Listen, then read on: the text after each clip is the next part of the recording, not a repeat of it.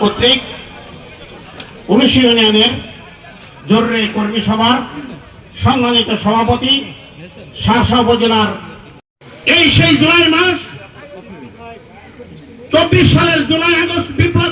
যশোরের শার্শা উপজেলার উলাশী ইউনিয়নের বিএনপির আয়োজনে এক জরুরি কর্মী সমাবেশ অনুষ্ঠিত হয়েছে।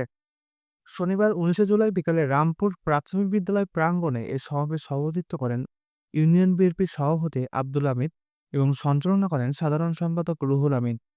সমাবেশের দিক নির্দেশনামূলক বক্তব্য রাখেন কেন্দ্রীয় বিএনপির সাবেক দপ্তর সম্পাদক মফিকুল হাসান তিপ্তি, উপজেলার বিএনপির প্রধান উপদেষ্টা খায়রুজ্জামান মধু, সভাপতি আবুল জাহার জহির ও সাধারণ সম্পাদক নুরুজ্জামান লিটন সহ বিভিন্ন পর্যায়ের নেতৃবৃন্দ। উপস্থিত ছিলেন উপজেলা ও ইউনিয়ন পর্যায়ের বিএনপি, যুবদল, স্বেচ্ছাসেবক দল, কৃষক দল ও ছাত্র দলের নেতাকর্মীরা। এইগুলো ঠেকাতে হবে বন্ধুরা আমার।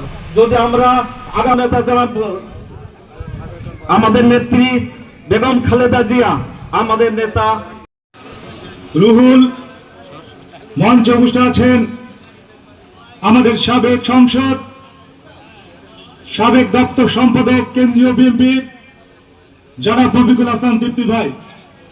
মঞ্চে উপস্থিত আছেন আমাদের আর এক প্রাণপ্রিয় নেতা, সাবেক সভাপতি শার্শা উপজেলা বিএনপির বর্তমান প্রধান উপদেষ্টা জনাব খায়রুজ্জামান মধু ভাই।